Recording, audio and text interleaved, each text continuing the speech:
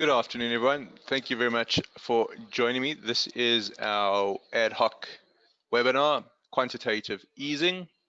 My name is Russell Shaw. I'm the FXCM market specialist, and of course, my email address rshaw@fxcm.com. And the date today is Wednesday, the 4th of September, 2019.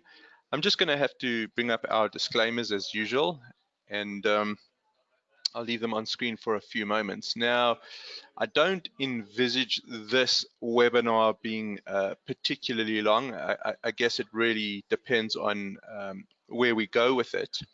But I think that it's a important topic at the moment because strange as it seems, QE seems to be a topic that is resurfacing.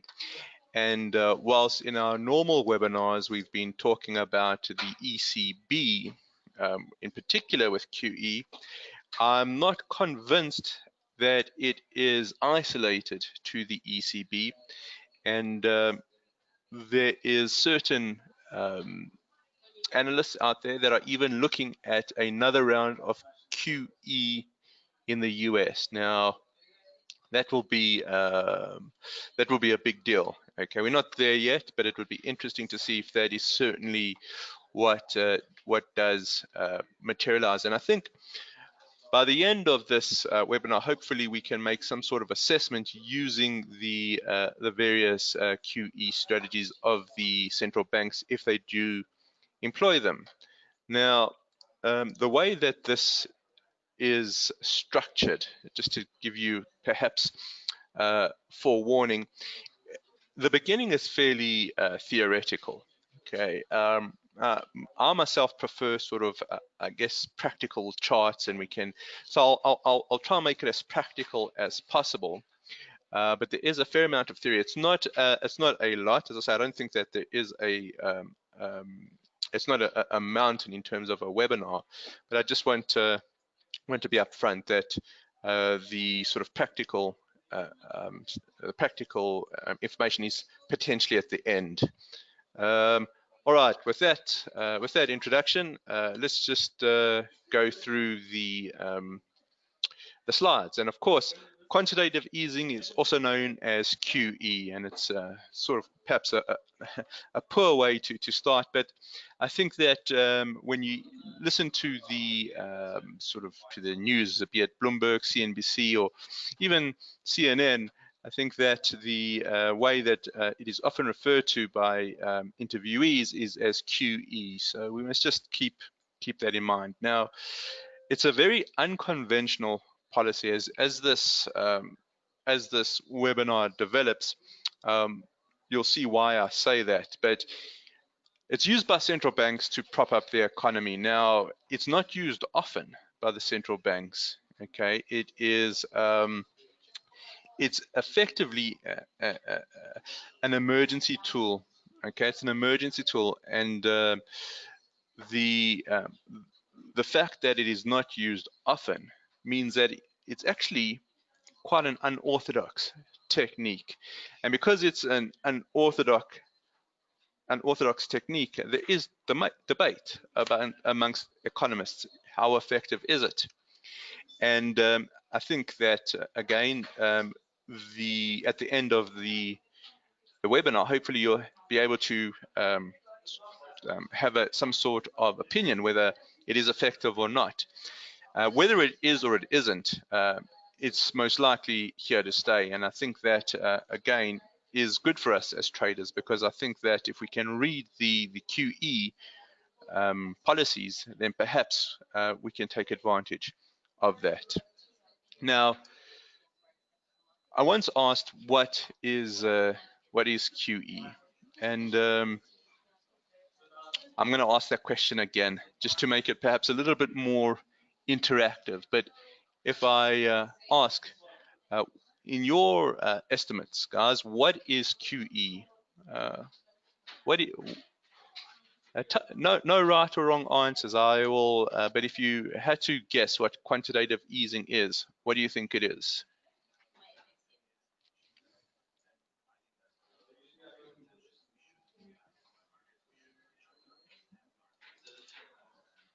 Okay, so printing money to help the economy, which is about right, actually. It's about right, okay? Kenneth says, banks putting money into the economy. Shadrach, it is money used to prop up the economy. Lee, government printing money and buying debt. Yeah, that's exactly it. Okay, it's all about creating more money. Okay, so it's the addition, okay, of additional money into the system. And that is the bold parts, the addition of additional money, effectively printing that money. Central banks are creating new money, and what that does is it effectively um, shifts what we call the money supply curve, and that generally results in lower lending rates or interest. Now that last part, I think, bears some sort of explanation.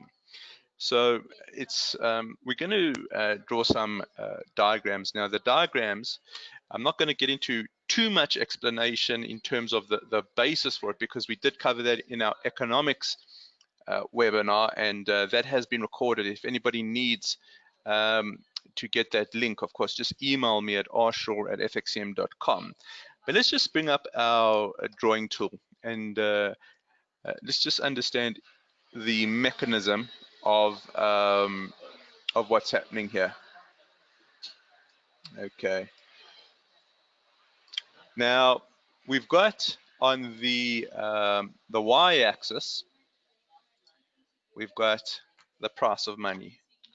Price of money. So you can already see we're going into some sort of demand supply analysis. And remember, on the y-axis, it's price. So we're looking at price of money.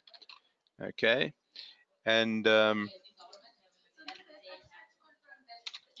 on the x-axis, we're going to have what we call the quantity of money. Quantity of money in the system. Let's just make sure of quantity. All right, so a few other questions there. So if we're talking about the price of money, what are we talking about? Any idea? What is the price of money?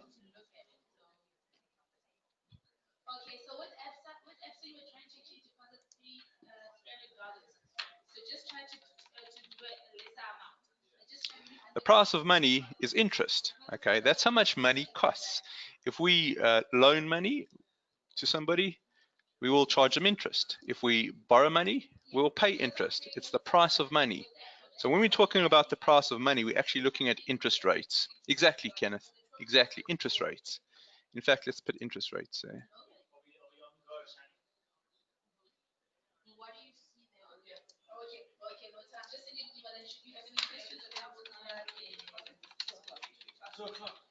Okay, interest rates. Now, what is the quantity of money called? A little bit of a strange question. So I'm just going to say it's money supply.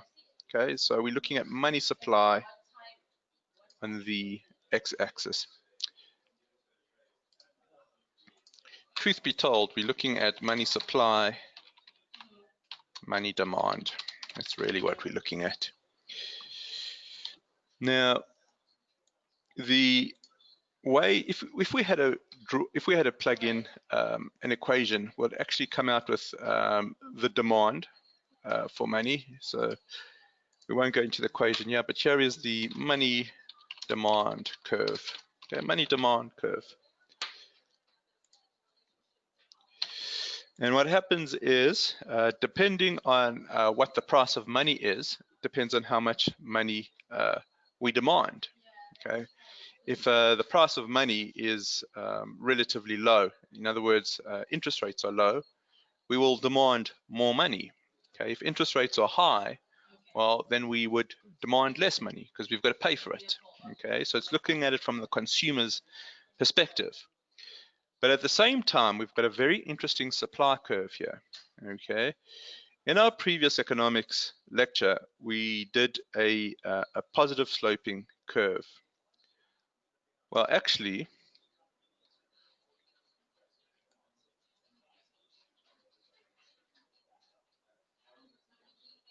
it's just Right, I'm trying to get this. I'm going to just leave it like that. We've got here our money supply curve. Money supply curve. Now, to work out like mathematically, let me just throw in some theory here. As I say, to work out the gradients, okay, the gradient is typically change in y over change in x. Change in y over change in x. Change in y over change in x. Okay, so if we have like a positive here, the gradient is change in y by the change in x. Okay, that's how you work it out. So this is the trick question. Is the money supply curve positively sloping or negatively sloping? Okay, so if we had to work out the gradient for the money demand curve, we'd actually get a negative gradient there. So I'm asking, is this positive or a negative slope?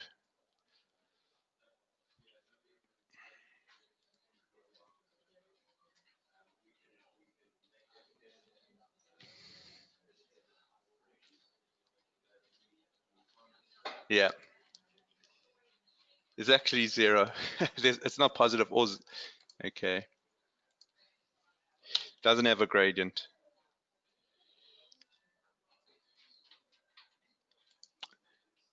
Let's just see. I beg your pardon. It's not. I made a mistake. It's not zero. It's not zero. It is undefined. It's undefined. We can't actually define the gradient of the supply curve, which is interesting. A zero curve would be something like that. That would be a zero curve. Okay.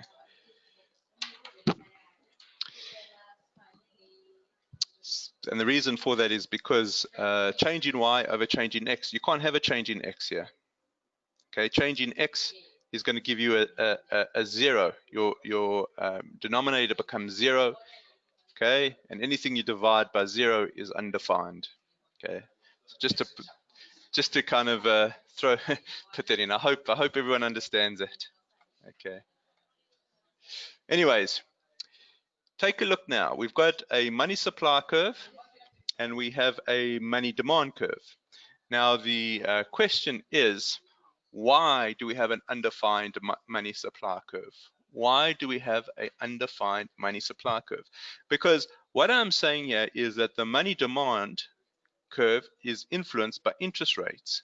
The amount of money that we demand depends on how much we have to pay for it. Why is the money supply curve undefined? Why is that?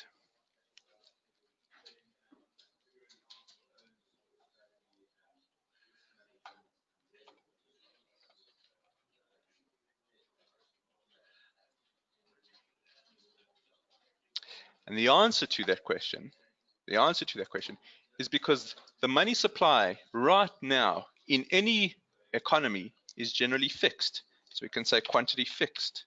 Okay, the quantity of money is fixed. So there is X amount of liquidity floating around in an economy, and it doesn't matter what the interest rate is. Okay, that's what the absolute level of money is in the economy. Now there are different definitions, which we're going to get to in a moment, of money supply, but on an absolute basis, the money supply is fixed in an economy, and that's important because that is exactly what quantitative easing is all about. It's about increasing the quantity of money supply. It's about increasing the quantity of money supply. Now take a look. If we have to do, if I had to ask, where is the equilibrium here? It's pretty straightforward. When we do an interest rate, okay, when we see the intersection between the money supply and the money demand, this is the equilibrium interest rate. Now, generally, everyone here understands that quantitative easing is used to prop up an economy. That's what we said right at the beginning. It's used to prop up an economy. So to prop up an economy, we want to make interest rates come down, because that is generally stimulating. It stimulates the economy. So effectively, we print more money. Okay. And guess what? The Q fixed is no longer the amount of money in the economy. Okay. The amount of money in the economy now is Q fixed plus the QE amount. Okay. So not equals. That shouldn't be equals. I beg your pardon. Q fixed plus QE amount. Okay, and you can see where the curves intersect is the new interest rate. So interest rates have come down. Okay, so that's the theory behind the increase in the money supply, but only on the sort of surface level. We're going to go a little bit deeper than this. Before we go deeper than this, are there any questions?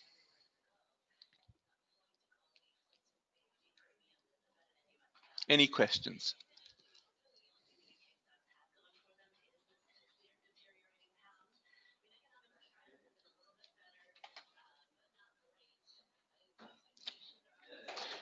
So all of a sudden, we've got this flow of funds coming into the market. But what is the mechanism? What is the implementation?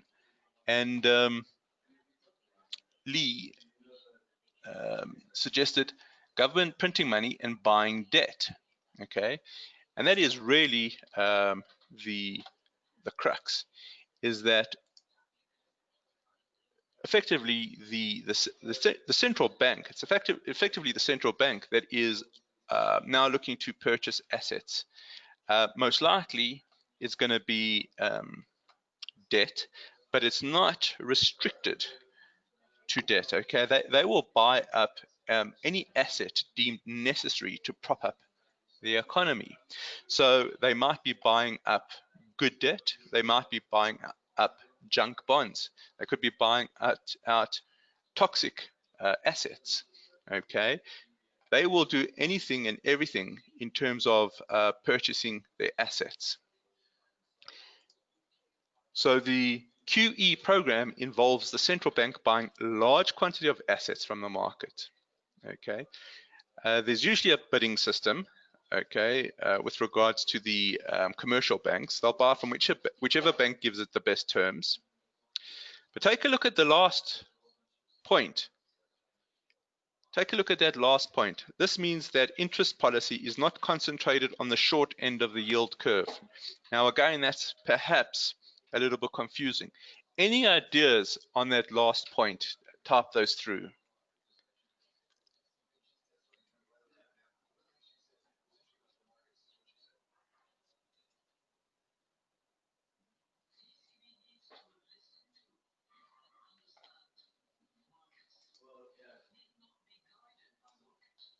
Any comments? Why? Okay, let's bring up our trading view.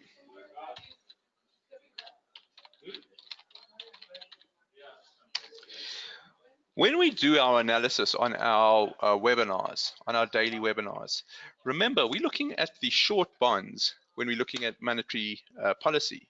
So the conventional economic structure or the conventional mechanisms of the market means that the central banks can only really influence the short end of the curve. Okay.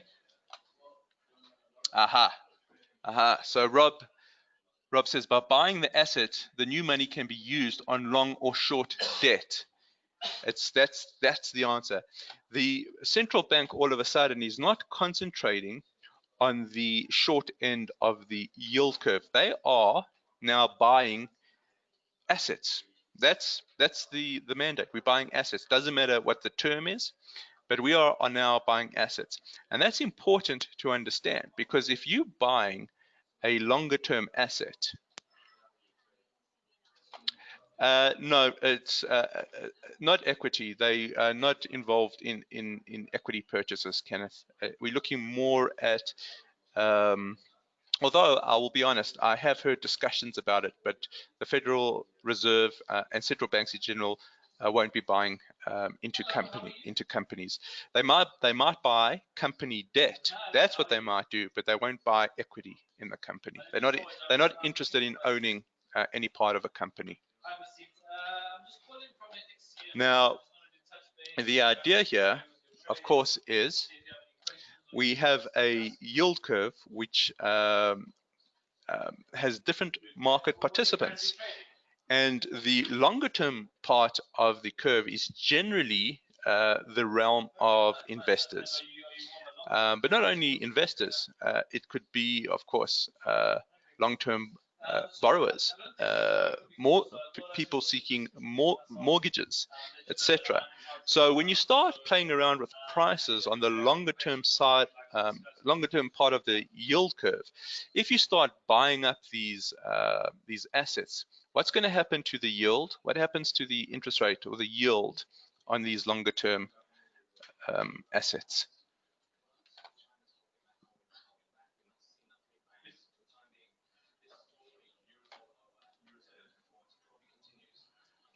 Does it happen often?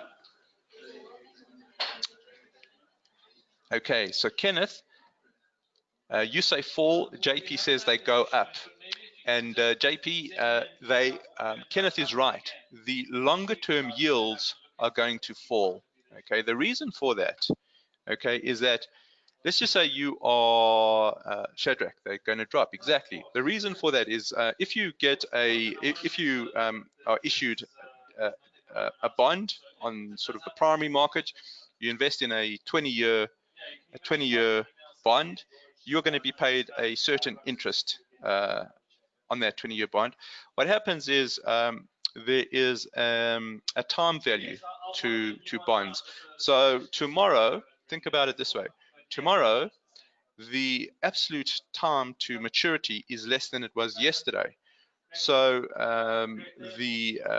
if you were going to sell it, okay, the interest that it's going to yield would have to adjust for that time value adjustment.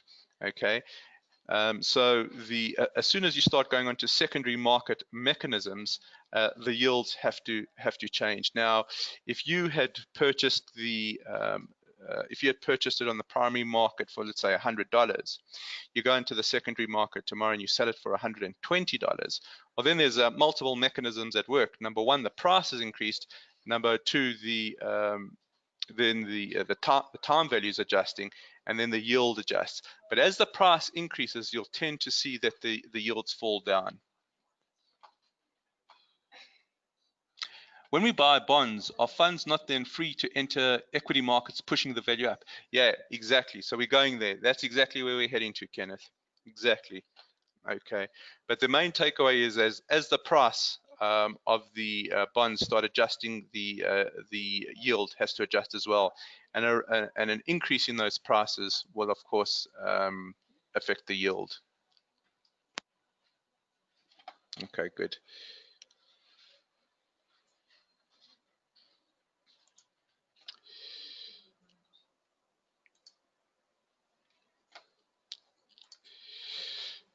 So these new assets that are bought, okay, who are they being purchased from primarily? Who are they being purchased from primarily?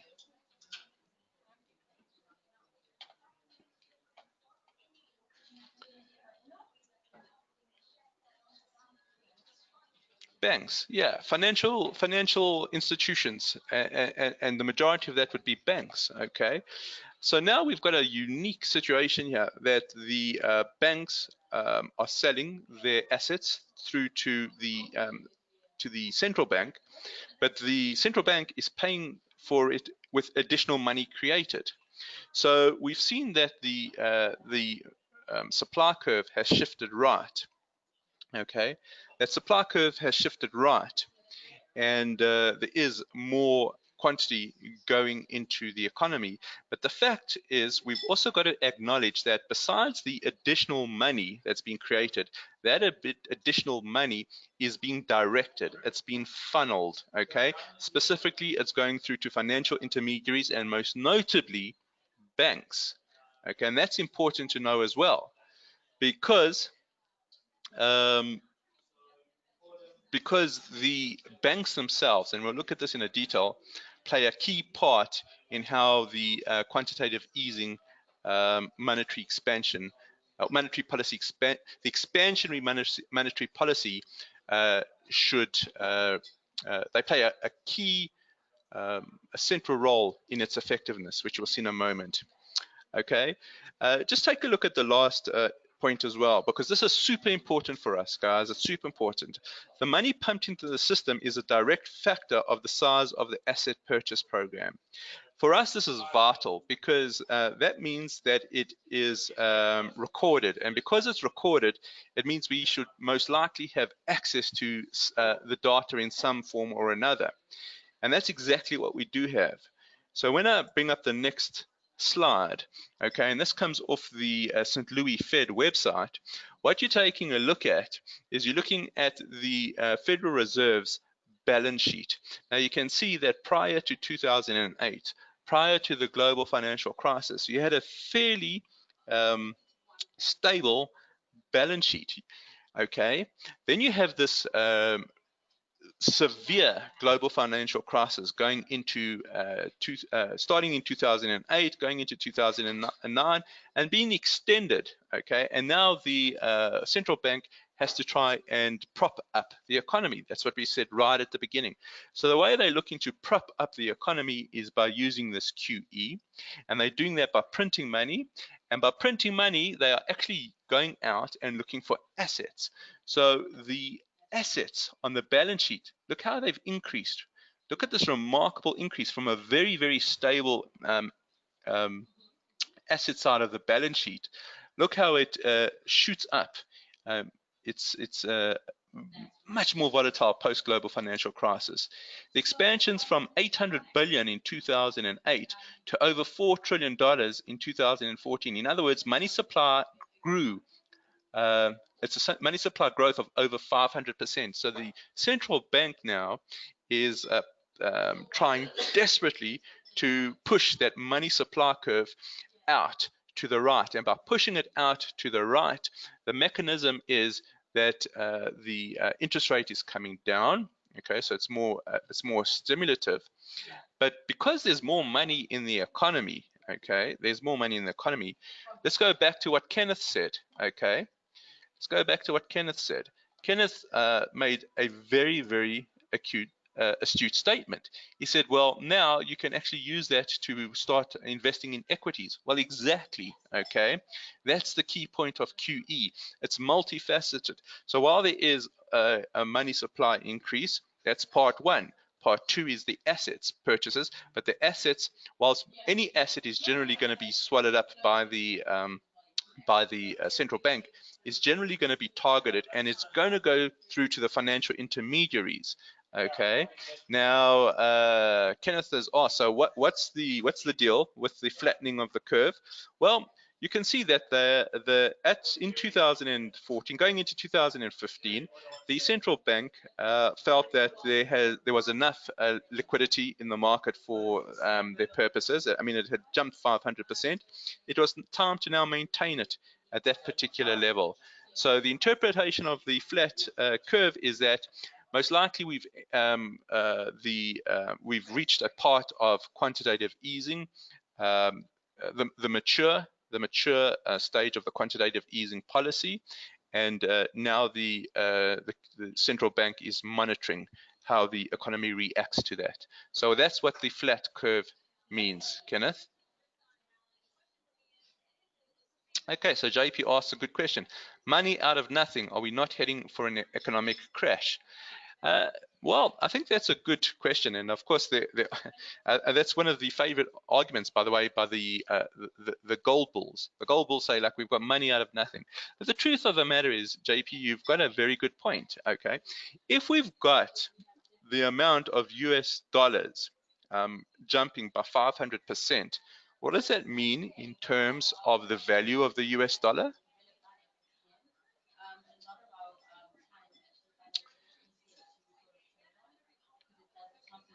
What is the value of the US dollar increasing or decreasing with this pump of liquidity into the market?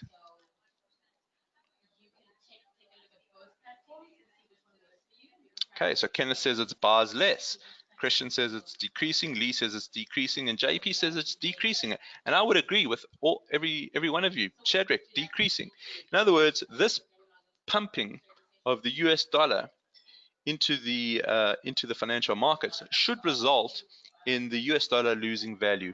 Okay, so let's keep that in mind. So then the logical question as traders, okay, well, perhaps we should have been shorting the US dollar because it makes sense that it's losing value. So let's keep that question on the side, okay, because hopefully by the end of the webinar we have answered that question, okay. So Christian asks, does that raise inflation?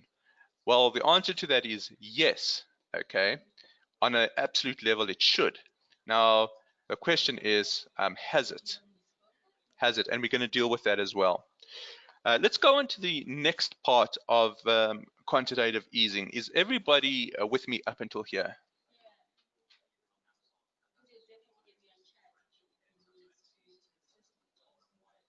Okay, Rob, purchase loans reaching maturity, the implication being short-term loans purchased on the early days of QE.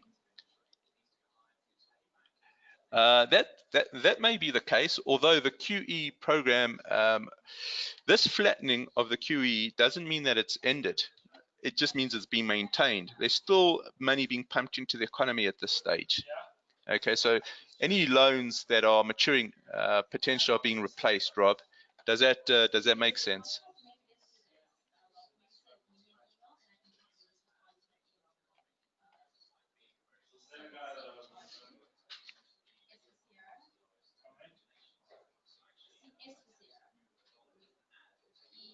The drops in the gray area over here. Good question. I wouldn't be able to tell you exactly what these drops are over here. I would expect maybe, I'm thinking there was a shock perhaps. QE was very unconventional, a big shoot up, and I'm just speculating here, so subject to correction. Perhaps there was some sort of politicking that resulted in it moving down before it was embraced. That's pure speculation though. Toxic loans reaching maturity? Yes, and we're going to talk about toxic loans in a moment. Okay, Kenneth's asking, is there ever an opposite reaction, money out of the economy? I don't think so, Kenneth, because money money can't just exit out of the economy. I suppose you can sit there and actually physically destroy it, but either it's going to be stored somewhere, and if it's sort of stored by under the mattress, it's still being stored, or it's going to be deposited somewhere. So there always is a fairly stable amount of money supply. Sure, I guess on the margins it will probably change, but ultimately I would expect the money supply to be completely vertical.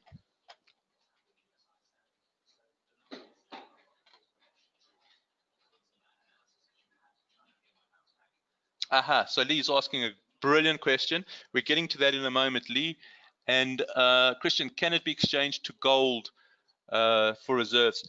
I haven't actually thought about that, Christian. I'm going to hazard a guess and say no, and that I'm going to say is because we're off the gold standard. So yes, there would possibly be some sort of exchange for gold on some level, but perhaps not as much as in the past. I would have to think about that. Now, Lee asks a great question. How does the availability of credit in the economy factor into this curve? And that is the second level of QE. Okay, because the truth of the matter is, we know now that QE is printing money. It's the addition of additional funds. Okay, and it's targeted. It's going through to financial intermediaries generally. Now, that means that we can look at what we call fractional reserve banking. Okay, fractional reserve banking means that only a fraction of the new money is actually kept as reserves by commercial banks. Well, that is the theory. Okay, that is the theory, because we're also going to look at that in a moment.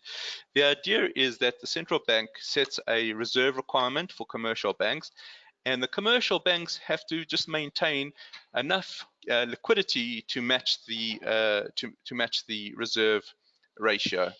And that means that besides the fact that there's this increase in money supply, banks, being profit seekers, are now looking to loan the money out. Okay, so now all of a sudden the variable credit, exactly as Lee's asked, comes into the equation, because not only have you got money supply going through to the central bank, well, guess what? You've now got the commercial banks starting to create loans and pushing that money out into the economy. So for every dollar ejected by the central banks through the QE, even more is made through the commercial banking system via the reserve ratio. So there is uh, a multiplier effect. So the central bank focuses on creating X amount of liquidity. They use that to purchase the assets, but they've got to get that liquidity into the economy. It's generally targeted. That money then goes through to the intermediaries. The intermediaries start loaning it out. Guess what?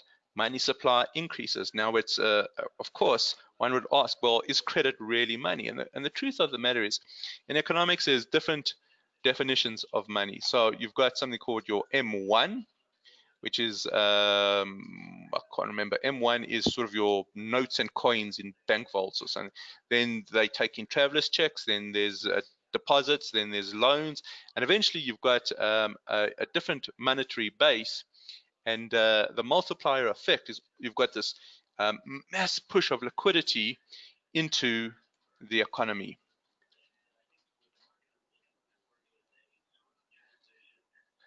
Okay, does that answer your question there, Lee?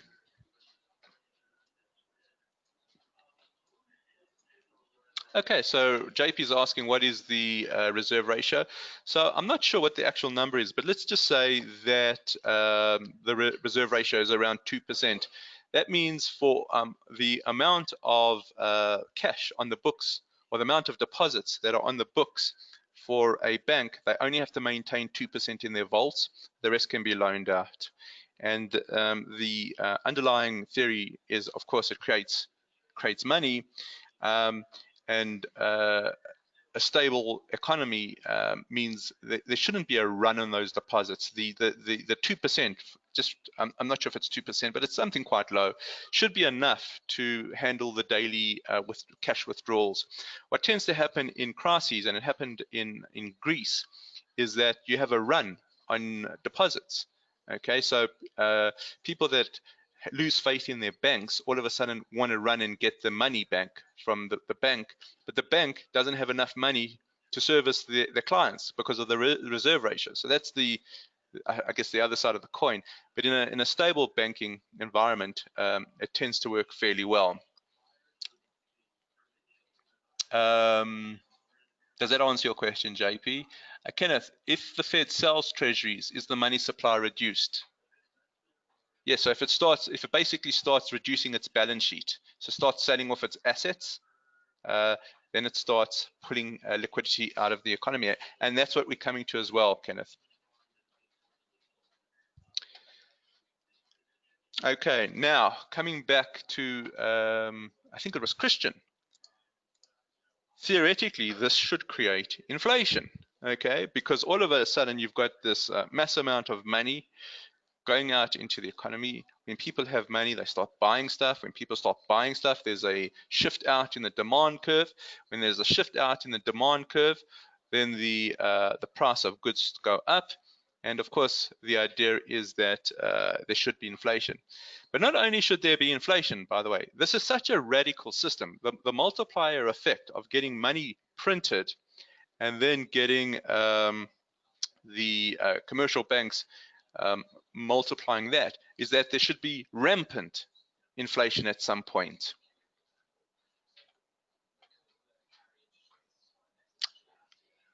Okay, so Rob, you're stealing my thunder. Okay, so this is what Rob writes. In the UK, post-banking crisis, I had a feeling that the reserve ratio requirement was increased and banks held onto the new quantitative easing money rather than releasing it into the economy. And I would agree with that 100%. And we are gonna cover that, absolutely. Okay. So theoretically, the whole idea is to prop up the economy. Okay, but the question is how effective is it? And let's go into some of the advantages of QE. So we know that it is a unorthodox, unconventional policy. Generally, what a central bank would like is I'd like the money supply curve to be in some of that, and that work along that curve. They would adjust interest rates along that vertical money supply curve, and they would try to create some sort of excess demand or excess supply or something just by manipulating their money supply curve. So if we have to go, so conventional money policy, where is my drawing tool? Conventional money policy would kind of be working interest rates around just this curve here. Okay, now that's conventional monetary policy. So what happens is, let's bring that up, is we're in a very strange environment where interest rates have kind of moved closer to the zero bound, and we've spoken about that many times, but we're getting kind of to the zero bound over there. And once it gets closer and closer to the zero bound, and you want to stimulate the economy, well, then you've got to look at unorthodox monetary tools, and that is what the quantitative easing is. So the quantitative easing increases money supply. This lowers interest rate, and we call that an expansionary monetary policy. Okay. The effect is that we're getting all this liquidity pumped into the economy, and it has a number of effects. So at the height of the global financial crisis, unemployment around the US was around about 10%. And there was different measurements, but by the most common measurement, okay, it was around about 10%. As soon as they started pumping liquidity in, well, unemployment started coming down, and now we see it's at sub 4%. I think it's around about 3.6%. Okay, so it reduces unemployment in the short term. Also, we know that there was a whole lot of subprime mortgage assets, and I'm saying assets in inverted commas or quotation marks. Well, if those get bought out by the central bank, they're no longer available for anybody else to buy them. So it reduces the toxic assets in the economy, and it's relatively quick relief from the economic downturns. Okay, and of course, as we've seen, it's exact. It's recorded on the central bank, in this case, the Fed's balance sheet, which means that it's easy to control. And as soon as I put up that graph, I think it was Kenneth who asked, well, what is that flattening of the asset show? So in other words, he could see it right away. The fact that it's recorded, he could see it right away. So it promotes a sense of control there. Okay, promotes a sense of control. Everybody with me in terms of where we are up until now?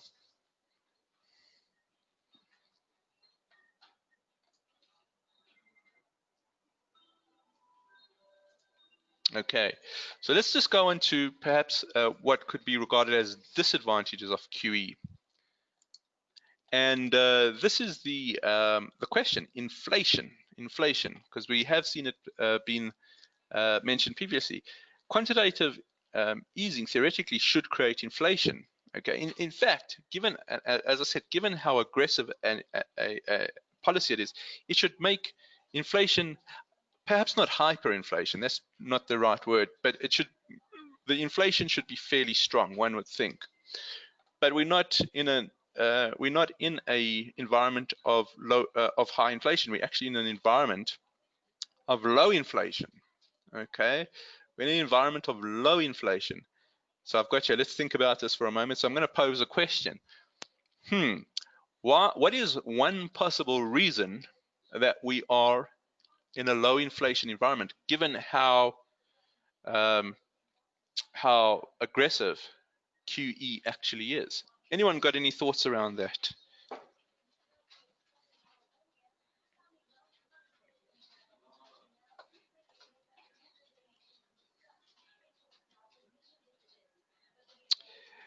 So Christian says a low rate of unemployment,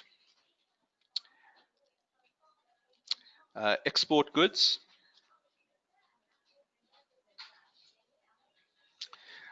So what I would say there, Christian, the low rate of unemployment potentially to me should reflect a higher wage growth, because businesses start bidding for employees. So there should be some sort of inflation pressures there. I would agree with export goods. In other words, goods that are being produced in low cost countries. So for instance, China, when those goods are exported, you're exporting the low inflation there. Money into the economy creates demand, question mark, Kenneth. Yeah, absolutely. So think about it this way, Kenneth. The bank, so again, everything must be seen not in isolation, but as a whole. So think about it in terms of a chain. So the first link is that the central bank shoots money, prints money, and buys an asset and shoots it into the commercial bank. The commercial bank now has to lend it out. So they find somebody who wants to borrow the money, they lend it. Whatever that money's been loaned for gets used to, let's say it gets used to purchase office machinery. Whichever owns that office machinery, that now starts using it perhaps to pay bonuses. All of a sudden, people have extra money. Well, the theory is more money means increased demand as well as increased savings. Okay, so there's a split there. Does that answer your question?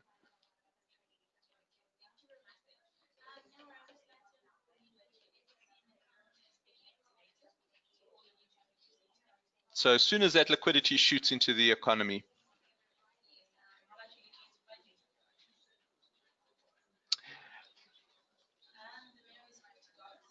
Okay. So very interesting. So Kenneth asked, if the supply curve is shifting, is there going to be a commensurate shift in the demand curve going right? Yeah, I would say that is probably fair to say. I would certainly say that's fair to say. So we would maybe get a shift in the demand curve along that line. Okay. There would be market forces happening on both sides. Okay. But ultimately, you still get that lower inflation. Okay. And ultimately, it kind of works its way down depending on how many shifts we get. So very, very good as well. Does that? No. Price wouldn't stay the same. Okay. So can you see that in order for price to stay the same, okay, the shifts are going to have to be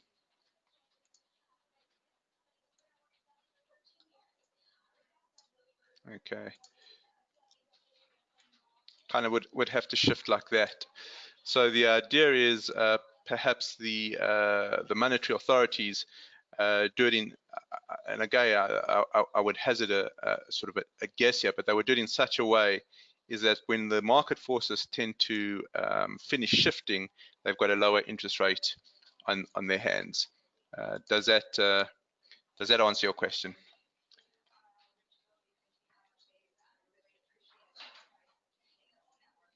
And the idea is also, remember, so the idea here, Kenneth, is that what we're looking at before even the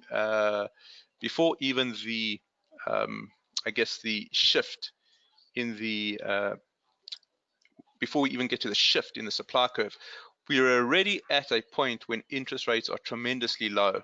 You're not going to use quantitative easing in a normal economic environment. It's a it's a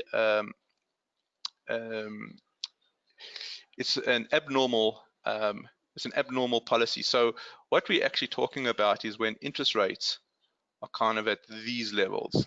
Okay, so then we've got to draw in the shift. So my curves here might not be sort of, I guess, spot on, but the point is that perhaps we've got a curve like that, okay, and it starts working its way around the lower bound. The point is about QE. It's not a normal policy. It's a abnormal policy around the lower bound. It's around, not the lower bound, around the zero bound. Okay, so the shifts between supply and demand would, in my estimate, be asymmetrical. The demand shifts would be way lower than the shifts up in the supply curve. Does that help?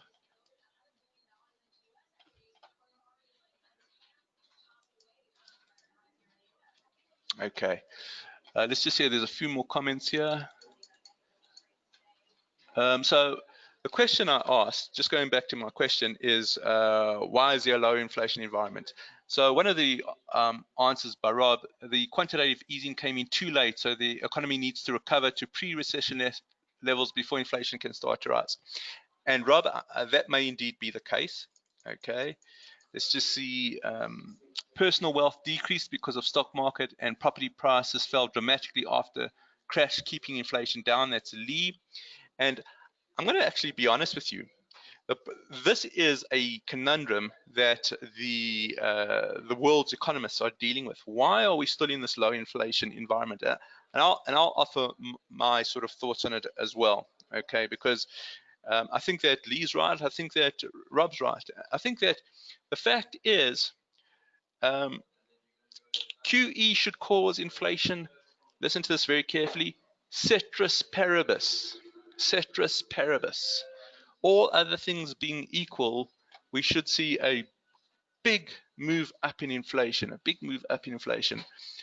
But we're not operating in that environment, okay? QE is not localized, and that's something we're going to come through. That's another slide we're going to come to.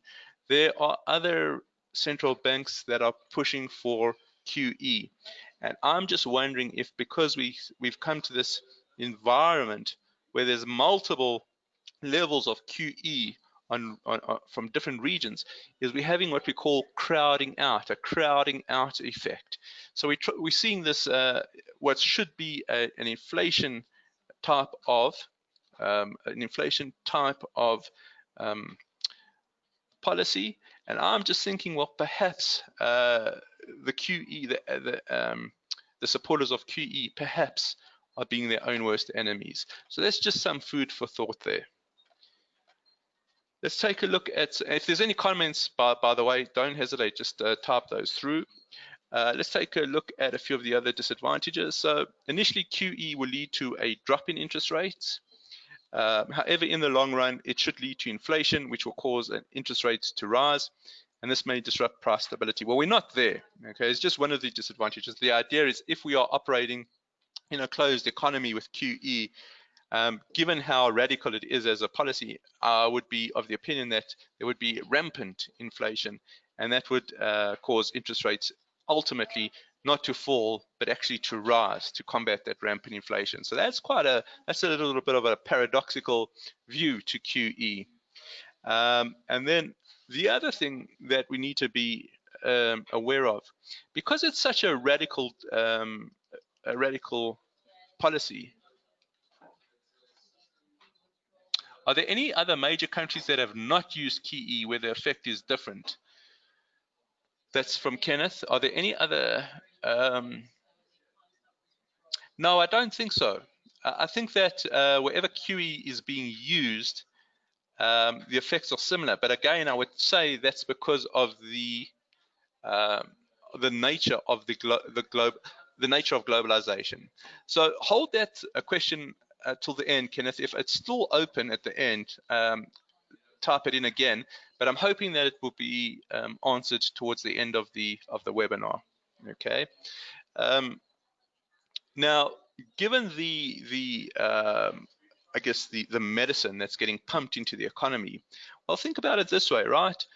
Banks now are lending out vast amounts of money at much lower rates. So typically, those that ordinarily wouldn't qualify for loans seem to, and that accentuates a boom. Okay, and then that is generally a bubble waiting to be created, and that is because surplus money always leads to bubbles in financial markets. And when that QE policy stops and money becomes tight, banks start calling in their loans. Well, the people that now have loans that shouldn't have got loans start defaulting, and the bust is more severe. And that perhaps amplifies the employment situation as more people get laid off, and that transfer of wealth might be heightened. So those are just some of the effects that QE might have. Let's just see a comment here. Is euro in euro, is it working differently as none of the country has sovereign policy? Christian, my thoughts there is, well, it's going to work very similarly for that very fact, because the ECB, the way the ECB kind of deems the policy to go will affect euro in general. So is there a mechanism to ease the bubble burst? Christian's asking. One would hope, okay, but again, the fact of the matter is that bubbles pop, okay, bubbles pop.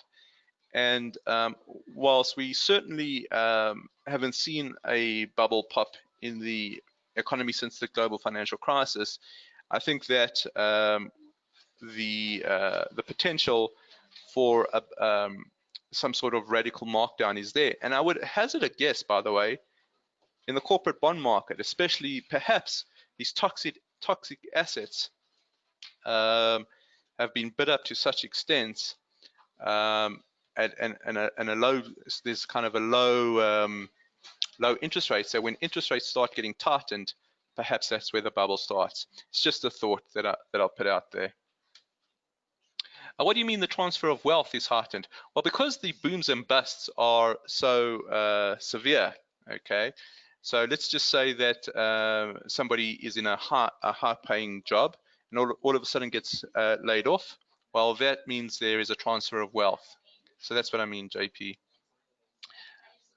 Does that answer your questions, Christian and JP? Rob asking, there are a few listed companies like Funding Circle who provide loans to companies. Their share price is dropping as investors don't believe their loans are safe. Start of the bust. Well, exactly, Rob. All I can say is that that is not a good sign. Okay, so that's a very good point, and thank you very much for that. The other thing I just want to mention, what is a possible disadvantage? Well, the economy starts relying on these liquidity injections to start bailing them out. When I wrote that, I was thinking, well, what's a sort of an analogy to kind of drive this point home? And I think that the idea here is, think about it. If someone takes sleeping tablets for a long time, eventually they can't sleep without the aid of sleeping tablets. Okay. And I think that may be similar to this point. The economy tends to rely on these liquidity injections. It kind of can't, it can't get the market forces moving by themselves as we start relying on these liquidity injections. And that's something I think that's worth considering as well. And last but not least, it's not last, I beg your pardon. QE is largely untested and the ripple effects are unknown. So it's a relatively new policy, okay? And I think that there is, just like interest rates, negative interest rates, I think these flow in fairly closely together. And why do I think that they're flowing fairly closely together? Well, it comes to exactly what Rob mentioned earlier. Take a look at this here. So here we're looking at the reserves of financial intermediaries. Here is the global financial crisis, this gray area. Well, guess what? The whole idea was to create QE, buy the assets of these depository institutions, get these depository institutions to try and move the money out into the general economy.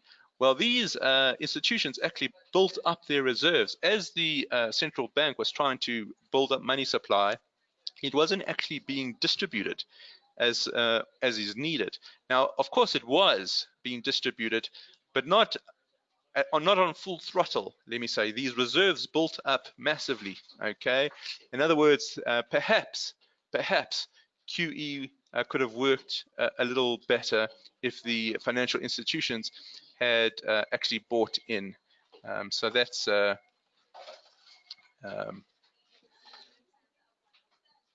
exactly as what's happening in Japan. Exactly. So Christian says same as Japan. So Japan is potentially now dependent on monetary expansion. Did Japan lead on QE where it failed? Japan is big on QE. You'll see that in a moment, and that's the problem. Is that in my opinion, it's the problem, is that the world is tending towards these unconventional economic policies, and perhaps not heeding warnings which seem to be apparent. So hold that thought for a moment as well, Kenneth. I beg your pardon. I don't mean to. So will we all follow the way of Japan? Well, that's the risk. That's the risk. Okay. Think about it. You've got here these excess risks. I beg your pardon. These excess reserves at these banks. What's the way that you force them to push out? Well, you force on negative interest rates. So you're going from one radical policy and employing another radical policy to enforce the first radical policy. It seems to me that we are treading on thin ice. Thin ice indeed.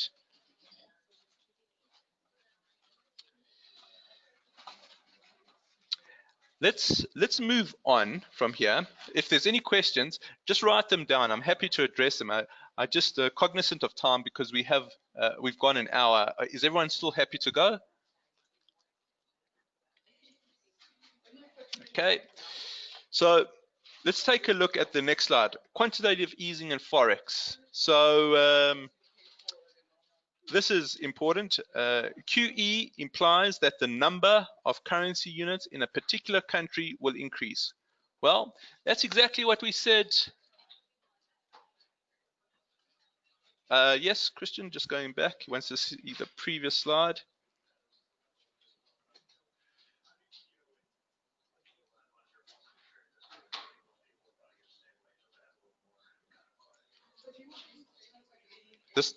This one?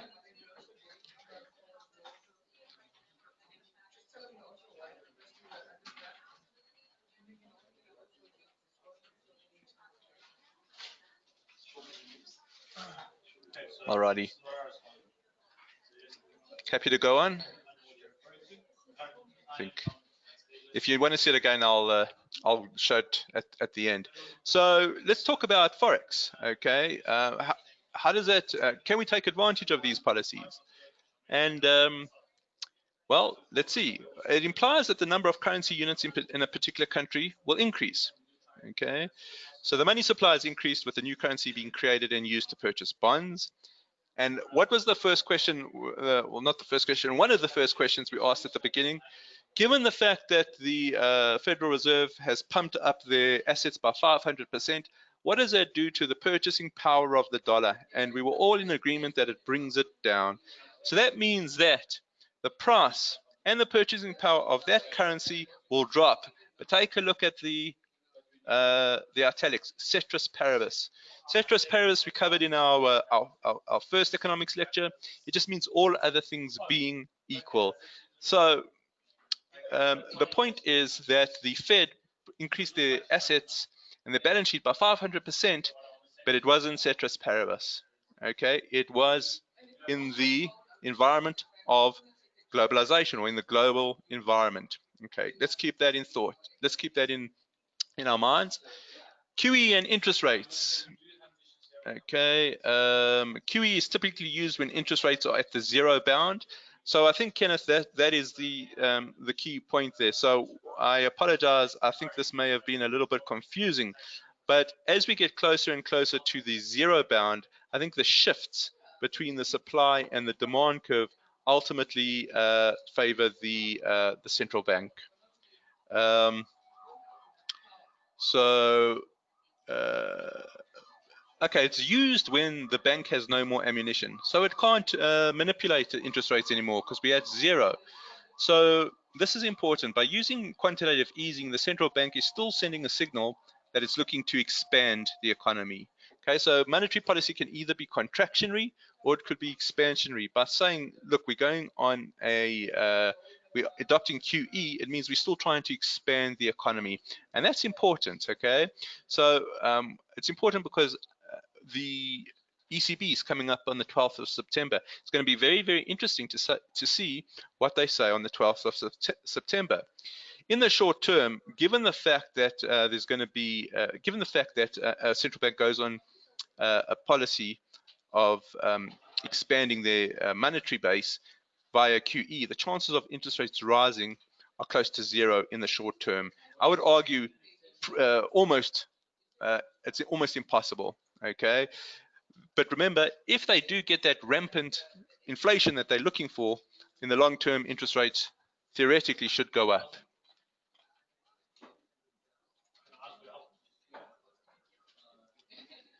But not the same amount printed. You print more to save economy than sustaining.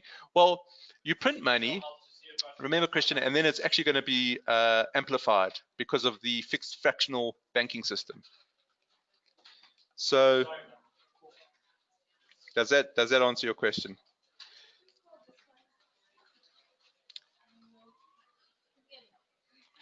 The idea is ultimately to get some sort of expansion, and that is by stimulating demand.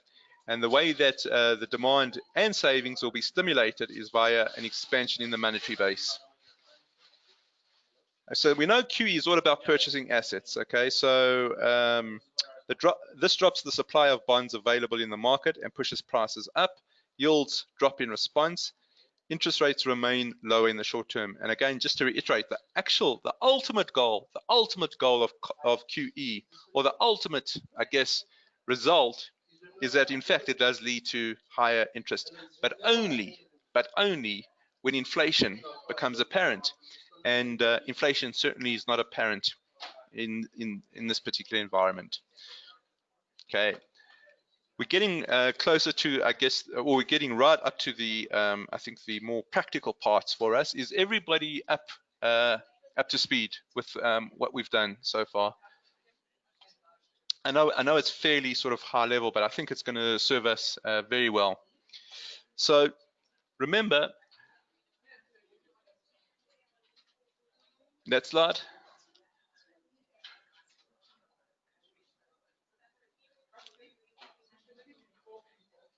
Okay. Take a look at that ceteris paribus. Remember, it not applying in this environment, because take a look at this. Okay, take a look. If you need any references to slides, Christian, just shoot me an email. Remember, this is also being recorded by the bar. What we have here in blue is the Fed's QE. Okay, and this is the flattening that Kenneth spotted. But also, what we've got to understand is that this QE, okay, is not in isolation. Somebody asked about QE in Japan. Well, take a look at the Bank of Japan's QE program. That's this red. And when I say, what is this actually, what are we actually looking at? We're looking at the assets. Remember, the purchase of assets is exactly how the QE mechanism starts. Look at the ECB. The ECB kind of moved up, then tapered, then it started its QE again. Now we're a bit short here. We're going to 2017. Okay, we're going to 2017. Now watch this, guys. This is now where it gets really interesting, and where I think the practical part of this lecture comes in. If I draw in a line as such, I'm looking effectively to the end of 2013. We're looking at a red line, in effect, to the end of 2013. Now, my question to you, at that red line, who's got the biggest balance sheet?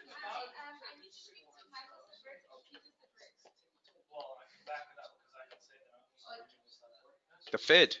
JP's got a spot on. The Fed, in terms of number of assets, the blue is on top of the green's on top of the red at that particular point.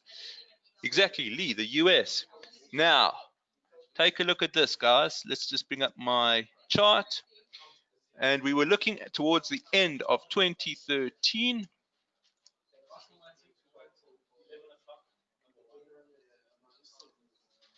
Round about here.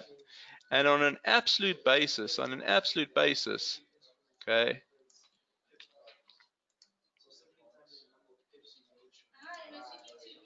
you can see a decline in the US dollar. Okay, I admit there is sort of these bounces in between. Just ignore those for the time being. Look at the absolute basis. Up until the end of 2013, the US dollar seemed to be perhaps suffering because the Fed's QE program was the most in terms of expanding. Now, what happens is, as we get to 2015, the Fed starts tapering off, and the Bank of Japan moves up aggressively, and the ECB moves up aggressively, and eventually in 2017, guess who's in front? It's the ECB that's in front. Now, we're still about a year behind. But what I'm trying to point out here is that these QE policies or monetary expansions are not ceteris paribus. They're not in isolation. They're happening at the same time. And these these QE policies are public knowledge. Public knowledge. Now, as the Fed tapers, starts tapering, guess what happens to the US dollar? Whilst the others start moving up, the Fed is tapering.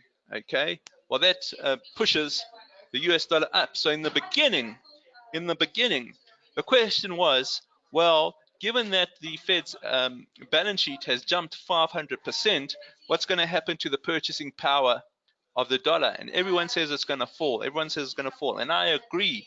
Ceteris paribus is going to fall, but we're not working in a world of in isolation. We're working in a global environment. And if all these central banks are embarking on a radical strategy, all currency pairs are going to be devalued. Okay, so if all are getting devalued, it's a whole new dynamic, because now we have to see, well, which is the one that's getting devalued the most and which one's getting devalued the least. And it just seems that in that type of environment, the strength in the US dollar had to manifest because of the other expansionary policies. Okay, does that make sense? Are there any questions or confusion around that?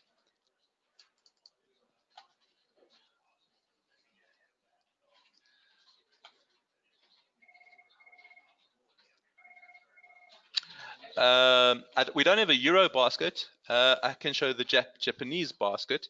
So the idea here is what's happening to the Japanese yen after 2013.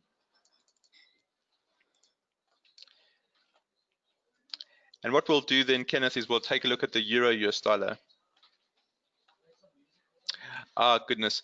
I'm afraid I don't have the data. It's a fairly new basket. Let's just go to the US dollar Japanese yen. Sorry about that. We don't have the history. So take a look here. Kenneth, at 2013, the US dollar gets a massive injection up against the Japanese yen. Do you see that? Okay, which fits in exactly with the QE program. If we take a look at the euro US dollar, it weakens massively after that 2013 period ends, and that's a massive it's a massive effect of the increasing liquidity on all of those economies. Can you see that, Kenneth?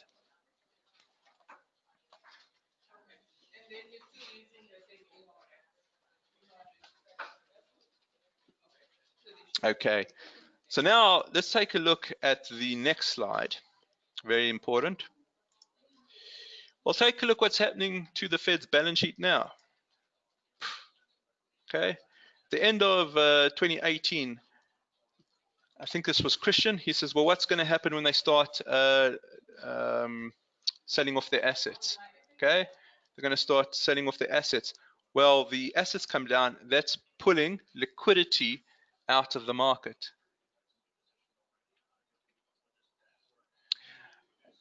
Kenneth, what was the difference in ECB and Japan's QE policy?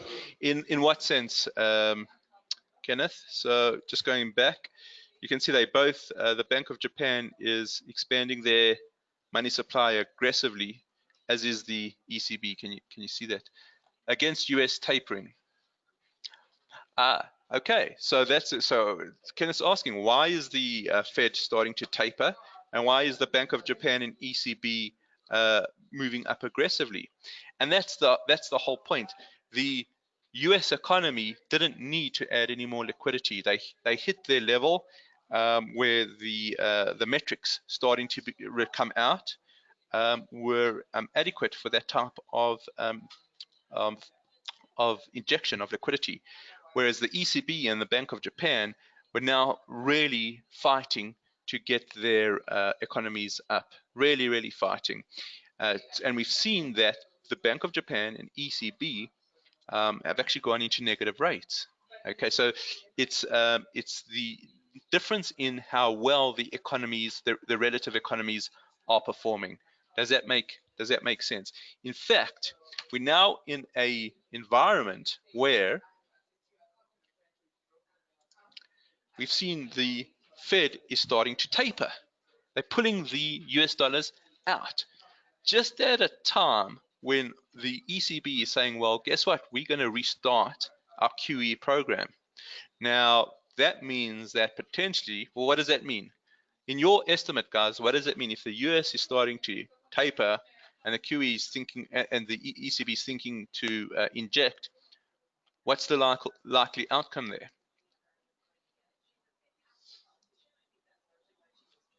Yeah, he says the dollar will most likely increase in value. US up, euro down. Exactly. Now it's not a done deal. That's why we've got to hear what they say on the 12th of September. This is very much, just to reiterate, for educational purposes, but it gives us the tools to kind of understand what Mario Draghi is saying. I note that Madame Lagarde spoke today, and she actually said that the accommodative stance has to be maintained for the foreseeable future. Okay. So just the last thing to show you, just as we think, look at it like this. Where is my the US dollar was actually quite weak, okay, at this part. So this is the end of Janet Yellen's tenure. So it's quite weak here. US dollar is coming down severely, and then it picks up over here. Okay, picks up over here, picks up right there. What's the date? The date is right at the beginning of 2018. Okay, I've drawn in a red horizontal. Well, guess when that taper started? Right at the beginning of 2018. Okay, coincidence? I think not. I've been wanting to say that for years. Anyways, you can see that the QE has a massive effect on the way we look at the market. Massive. Okay, and we've got this knowledge now, so we've actually really come to the end of the lecture. And I think that it's super to know this, because the ECB is, as I say, is going to talk on the 12th of September, and there are analysts that are looking for the Fed at some stage to embark again on a QE program. Now, if that's the case, we've got to take a look at who's being more aggressive, look at the balance sheets, where is the money supply, and trade accordingly.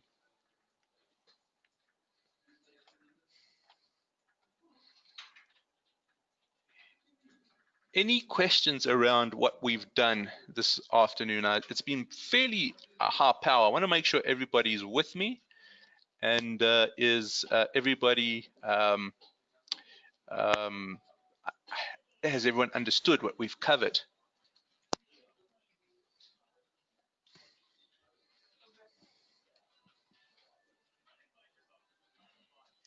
Is there any outstanding questions?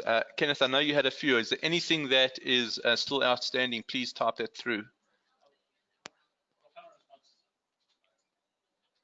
How has the US averted negative interest rates? Okay, that's the first one from Lee. Christian, I've read my notes again, but I understand the I have to read my notes again, but I understand the principles. Okay, excellent. Any thoughts on using TradingView to add currencies to create a basket? Yes, I'm a big fan of baskets, Rob. To be honest, I'm not quite sure actually how to do that. When you say add currencies to create a basket, are we able to make our own indices on TradingView? Christian, in fact, QE is a part of the economic cycle. Well, in today's world, definitely. Remember, it is a fairly extreme policy, but it seems to be a part of the economics today. Lee, how did the US avert negative interest rates? I'm not sure they have averted them, Lee. So the idea is, of course, I think what we can do is go back to this slide. From about 2015, you can see that the QE in the US it's stabilized, and now it's actually tapered. In other words, the way that the US market responded to the QE was much stronger, and the actual economic data much stronger, to the point that the interest rates were being raised at a time when the rest of the world were cutting their interest rates. And that is largely how they have managed to avert negative interest rates. I have another comment on that by the bar, in that the way the European have ran their economic policies were radically different to the way the US did. The Europeans favored what we call austerity economics. Austerity economics is lowering government spending and increasing the tax base. Think about it. The US generally, well, definitely within the last, in President Trump's, they've lowered tax rates, but the austerity measures has resulted in a budget surplus for Germany, and the US is still running at a budget deficit. But that budget deficit is not necessarily bad. The budget deficit is relatively low, and as long as it's the nominal interest of that deficit is matched by a GDP growth, it could run for infinity. So I know I've said a lot there. The point is that in my opinion, the austerity economics has hurt the European data. Okay, let's just see. There's a whole lot of messages. I just want to make sure I haven't lost any of them. Bear with me a moment, guys.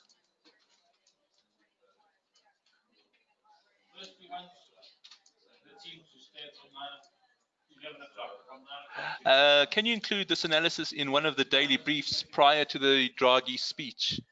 The Draghi speech, are you talking about the Draghi speech upcoming on the 12th of September there, Kenneth? The answer to that is yes, of course. Yes, of course. And just to let you know, Kenneth,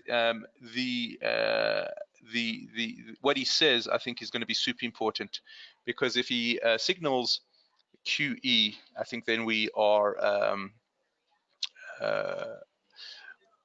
we're ahead of the curve. Also, let me just say this, guys. Remember, we're looking at price changes on an absolute basis. There's still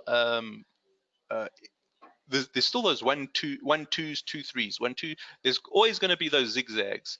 So just bear that in mind, that we still have to be responsible traders, right? Money management, stop losses at all times.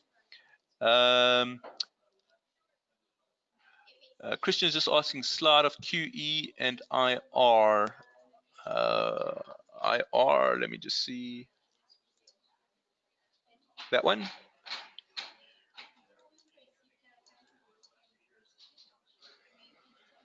Let's just see. Okay, cool. Shadrach, thank you for the webinar. It gives me a new look on the economy and the world. And thank you very much for participating, Shadrach. I appreciate. Shadrach is always participating in our workshops, our webinars, and I massively appreciate it. Thank you very much, sir.